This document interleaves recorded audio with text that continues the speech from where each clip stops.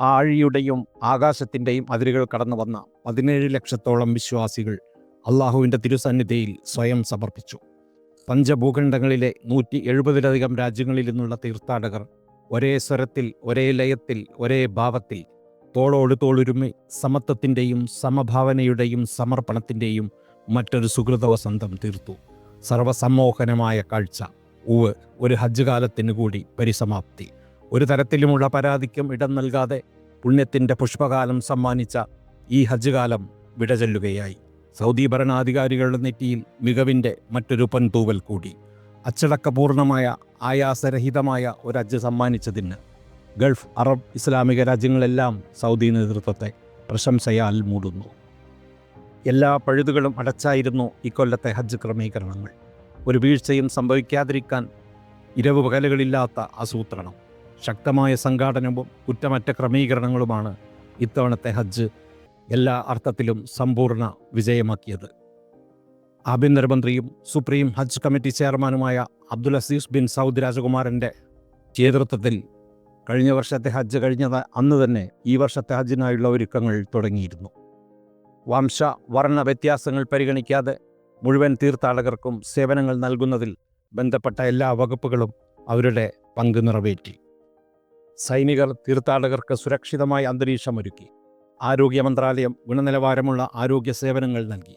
Supreme ഹജ്ജ് കമ്മിറ്റിക്ക് കീഴിലെ sub കമ്മിറ്റികളുടെ പുനഃസംഘടന ബന്ധപ്പെട്ട മുഴുവൻ വകുപ്പുകൾക്കുമിടയിൽ തുടർച്ചയായ ഏകോപനത്തിനും സഹകരണത്തിനും വ്യക്തമായ ഏകദാനതയ്ക്കും സഹായിച്ചു.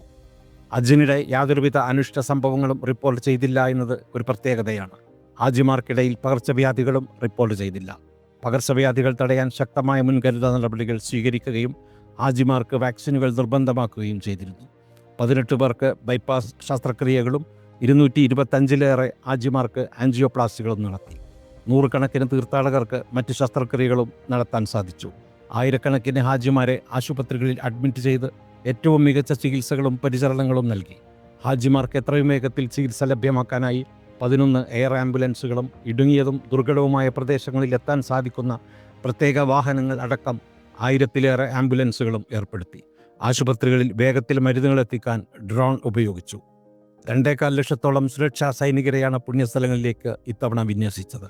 പെർമിറ്റില്ലാതെ ഹജ്ജ് നിർവഹിക്കാൻ ശ്രമിക്കുന്നവരെ തടയാൻ കനത്ത സുരക്ഷാ ക്രമീകരണങ്ങൾ ഏർപ്പെടുത്തി. മരുഭൂപാതകളിലൂടെ കാൽനടയായും അല്ലാതെയും പുണ്യസ്ഥലങ്ങൾ ലക്ഷ്യമാക്കി നീങ്ങുന്നവരെ കണ്ടെത്താൻ ഡ്രോണുകളും ഹെലികോപ്റ്ററുകളും ഉപയോഗിച്ചു. ഹാജിമാരെ സേവിക്കാൻ സ്വദേശികളും വിദേശികളുമടക്കം 10,000-കണക്കിന് വളണ്ടിയർമാർ പുണ്യസ്ഥലങ്ങളിൽ കർമ്മനിരതരായി. പ്രായം ചെന്നവരും വഴിതെറ്റിയവരും വെയിലിൽ നടന്ന് ക്ഷീണിച്ചവരുമടക്കമുള്ള തീർത്ഥാടകരെ സേവിക്കാനും സഹായിക്കാനും സുരക്ഷാ സൈനികരടക്കമുള്ളവർ മത്സരിച്ചു. ഹാജിമാർക്കിടയിൽ ഭക്ഷണ പാനീയങ്ങളും മറ്റും സൗജന്യമായി വിതരണം ചെയ്യുന്നത് കൂടുതൽ വ്യവസ്ഥാപിതമാക്കാൻ പുണ്യസ്ഥലങ്ങളിലെങ്ങും പ്രത്യേക കെട്ടിടങ്ങൾ നിർമ്മിച്ചു. കഴിഞ്ഞ വർഷം കടുത്ത ചൂട് മൂലമുള്ള സൂര്യാഘാതമടക്കമുള്ള ആരോഗ്യ പ്രശ്നങ്ങളാൽ 1300-ലേറെ തീർത്ഥാടകർ ഹജ്ജിനിടെ മരണപ്പെട്ടിരുന്നു. ഇതിൽ 93% അനധികൃത തീർത്ഥാടകരായിരുന്നു. കടുത്ത ചൂടിൽ താമസ യാത്രാ സൗകര്യങ്ങളും പരിചരണങ്ങളും ലഭിക്കാതിരുന്നതാണ് ഇവരുടെ മരണത്തിന് ഇടയാക്കിയത്. കർക്കശ നിയന്ത്രണങ്ങൾ ബാധകമാക്കിയതിനാൽ ഇത്തവണ ഇത്തരം ദുരന്തങ്ങൾ റിപ്പോർട്ട് ചെയ്തില്ല. ഉയർന്ന താപനില കണക്കിലെടുത്ത് മുൻകരുതൽ നടപടികൾ സ്വീകരിക്കാൻ അധികൃതർ ആവശ്യപ്പെട്ടിരുന്നു. തിക്കും തിരക്കും ഒഴിവാക്കാനും ആൾക്കൂട്ട നിയന്ത്രണത്തിനും നിർമ്മിത ബുദ്ധി അടക്കമുള്ള നൂതന സാങ്കേതിക വിദ്യകൾ വ്യാപകമായി ഉപയോഗപ്പെടുത്തി.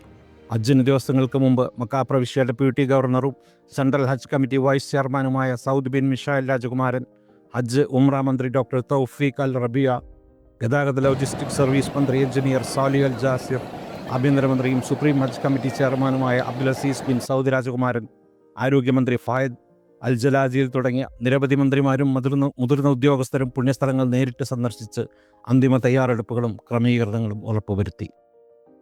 17 ലക്ഷത്തോളം ഹാജിമാരുടെ മനസ്സ് നിറച്ചാണ് സൗദി അറേബ്യ ഈ ഹജ്ജ് കാലത്തെ യാത്രയാക്കുന്നത്. മിനയിലും അറഫയിലും മുസ്തലിഫയിലുമെല്ലാം തിക്കും തിരക്കുമില്ലാതെ ഹാജിമാർ ഏറെ സൗകര്യപ്രദമായ രീതിയിൽ ഹജ്ജ് നിർവഹിച്ചു. എല്ലാ അർത്ഥത്തിലും വിജയകരമായ ഒരു ഹജ്ജ് കാലത്തിന് കൂടിയാണ് പരിസമാപ്തിയാകുന്നത്.